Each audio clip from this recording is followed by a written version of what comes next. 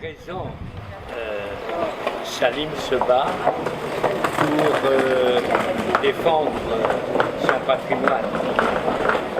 Mais si je suis là, c'est parce que Salim, c'est l'expression d'un malaise plus large, d'une maladie plus large que connaît la Réunion. Officiellement, il y a cette prise de conscience de quelque chose qui ne va pas dans notre pays qui s'appelle la Réunion. Et les choses en sont au point. Les choses en sont au point aujourd'hui que l'on se demande quelle est l'institution, quelle est l'instance qui va régler le problème. Pour les uns, c'est la ministre des Affaires des Outre-mer, pour les autres, c'est les Gilets jaunes, et aujourd'hui, la mode, c'est le président de la République. Le président de la République va tout régler. Ça n'est pas vrai. Ça n'est pas vrai. Il n'y a pas de Messie qui va régler les choses. C'est nous qui devons régler tous ensemble. Et si on reprend l'affaire Moussadji, quand on voit les avancées, les reculades, les contradictions des juridictions à droite, à gauche, les fidélités successives, les appuis successifs, on ne sait plus où on en est. On ne sait plus où on en est. Alors je parle de Moussadji, mais je parle de Madame Fontaine, je parle de Madame de Préau, je parle de tous ces gens-là que je connais, que je rencontrais, dont j'ai étudié les dossiers. Il faut aujourd'hui deux choses. La première chose, que l'opinion publique réunionnaise, c'est important que l'opinion publique réunionnaise se dise maintenant la fête est finie. On ne peut plus faire. Parce que s'il y a cette maladie, parce que s'il y a cette ce malaise, c'est parce qu'on ne respecte plus. Le droit n'a même plus le pouvoir de se faire respecter. On peut faire ce que l'on veut. C'est ça qui est grave. Et c'est ça qui fait la maladie. Donc il faut qu'il y ait autour de Moussadji, autour de Mme Fontaine, autour de Mme de Préau, autour de tout le monde, indépendamment des considérations électorales et partisanes. La seule puissance ne peut venir que si tout le monde, politique de droite et de gauche, opinion publique, de la Varangue, de la cour, de la classe moyenne, Arabes, Yab, Chinois, Malbar, tout le monde ensemble. Vous savez, je fais un blog toutes les semaines et depuis des années, je dis voilà ce qu'on fait, voilà ce qu'on fait, voilà ce qu'on fait. Et personne n'a dit c'est pas vrai. Personne n'a dit c'est pas vrai. Et aujourd'hui, le défenseur des droits éprouve le besoin de faire une mission spéciale. Et à mon avis, le problème essentiel à régler avec le président de la République, c'est ça, Monsieur le Président, que chacun soit à sa place et que chacun fasse le travail qui est le sien à sa place.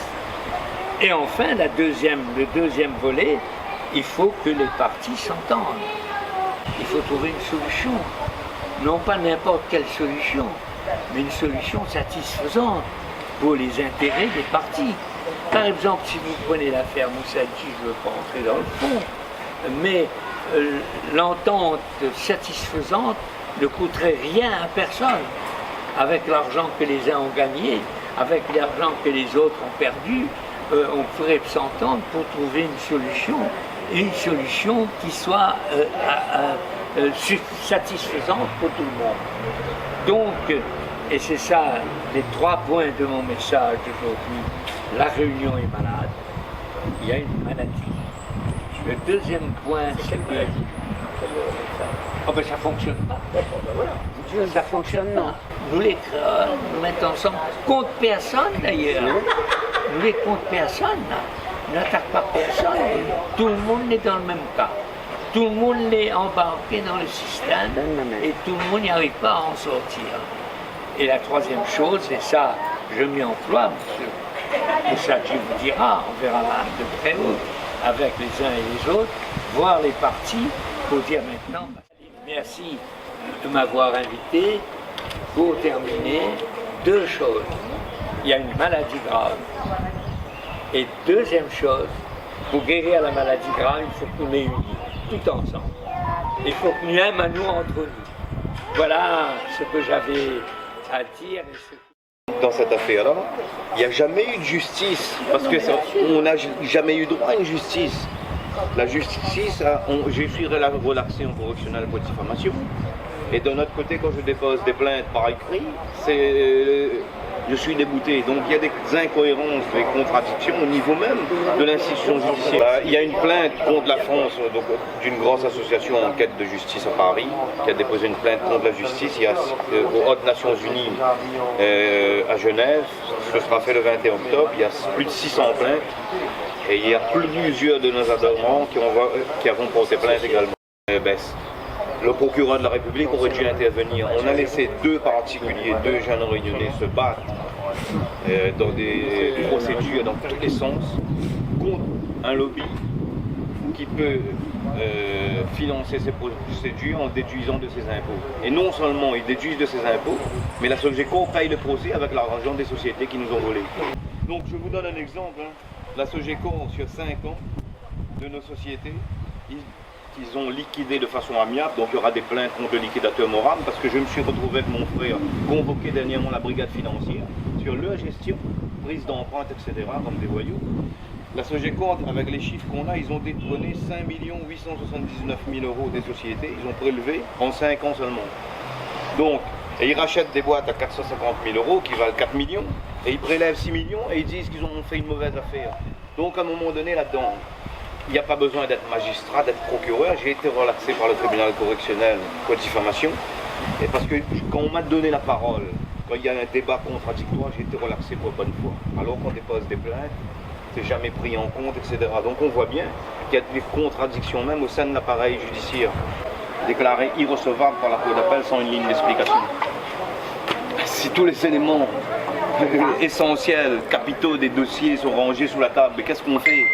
Et au final, ils récupèrent les sociétés grâce à un tribunal privé à 456 000 €. Maintenant, c'est la stratégie de cacher tout sur le cadre. Mais justement, mais là, c'est pour ça que je dis que c'est organisé. et maintenant, on va avoir à l'usure.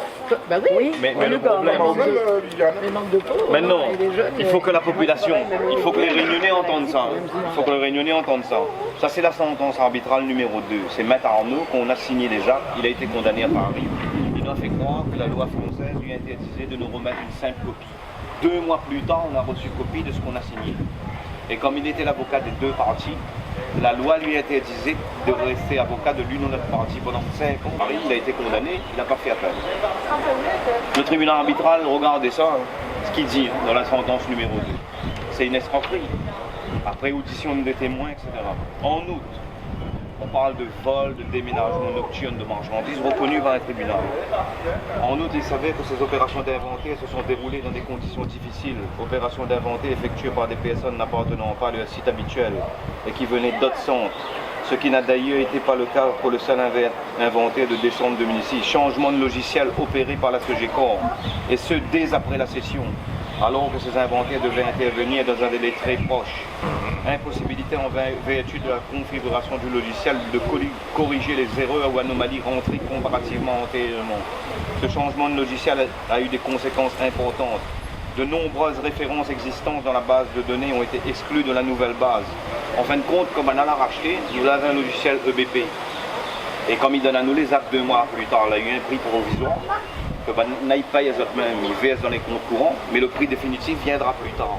Nous allons minons l'actif et augmente le passif pour que le prix de vente il devient négatif. Non seulement nous vendons, mais c'est nous qui prenons le code de procédure civile. La vente est nulle de plein droit. Devant une juridiction normale, la vente aurait été annulée depuis des années. Sauf que, dans la fabriquer un tribunal privé par Maître Arnaud, c'était la seule façon de faire valider la vente, parce que dans un tribunal arbitral, les arbitres ne sont pas tenus de suivre les règles établies dans les tribunaux de France. Ils ont fait ce que